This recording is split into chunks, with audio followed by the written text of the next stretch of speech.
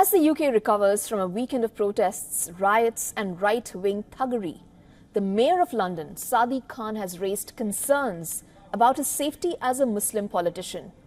Calling the recent events triggering, Khan highlighted how his children's generation were feeling scared.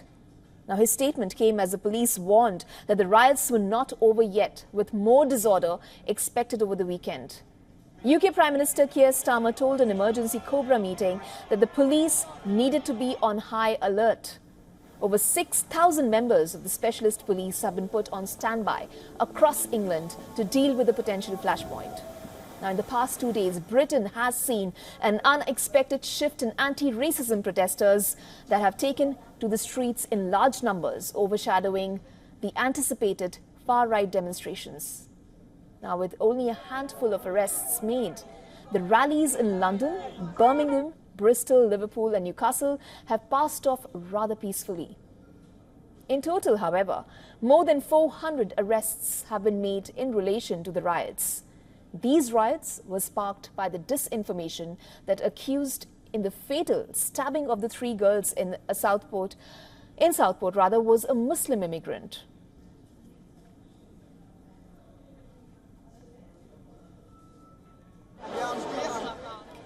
Demonstrators were seen attacking mosques and hotel housing asylum seekers.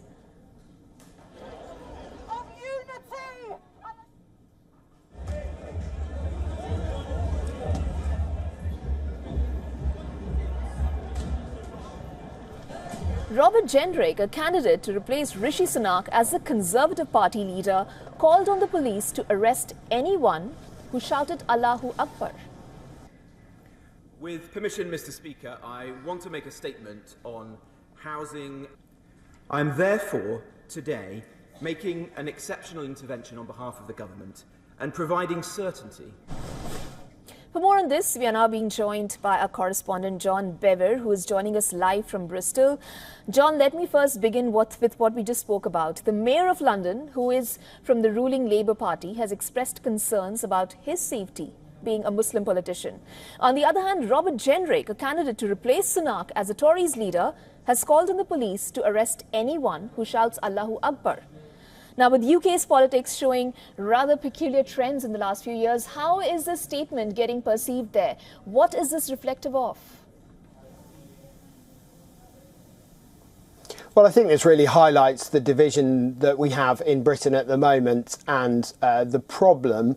And I think a lot of that comes from the huge amount of discussion and debate there has been around immigration. And a lot of it has moved from there being sensible and well thought out discussions to being very emotive. And of course, we saw that then spilling over into violence. And then from there, we saw people using the whole immigration debate really just as an excuse to go out and cause trouble. That was certainly how the police saw it and how the ruling Labour government see it as well. Thuggery is a word that we've heard a lot. I think, though, interesting in terms of what the Mayor of London is saying is what has been repeated by a lot of people of different ethnic minorities and different religions and faiths, is that a lot of people are saying they don't feel safe because of the colour of their skin. And of course, Britain is a hugely multicultural place. There are millions of people who are either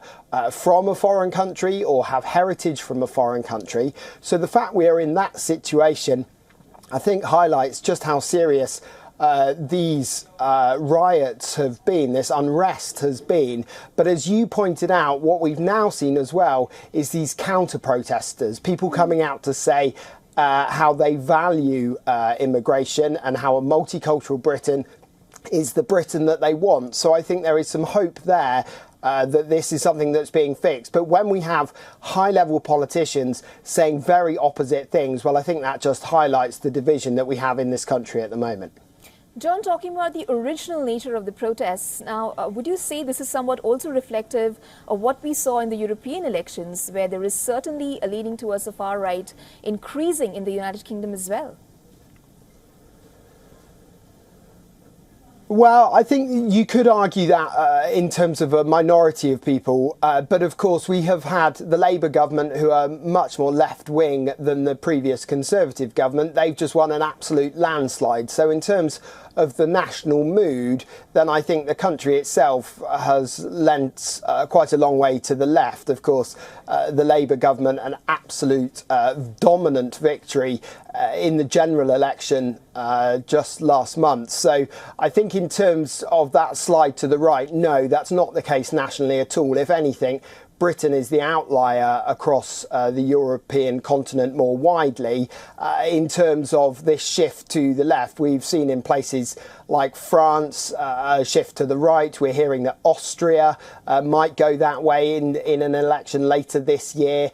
So Britain, I think, at a national level, certainly when it comes to the mass population, is certainly leaning to the left. But we do have this minority. And it's worth pointing out that in terms of these riots, these problems, it only takes a couple of hundred people who are dead set on causing violence to create the sorts of scenes that we have. But it's interesting to see that we are having a very rapid turnaround in the courts here. The judicial system very much is targeting those who have used the pretense of protest about immigration to actually go out and cause violence. What we're seeing now is they are very quickly being sentenced. The government are very keen to send out a very strong message to people that any further violence this weekend won't be tolerated.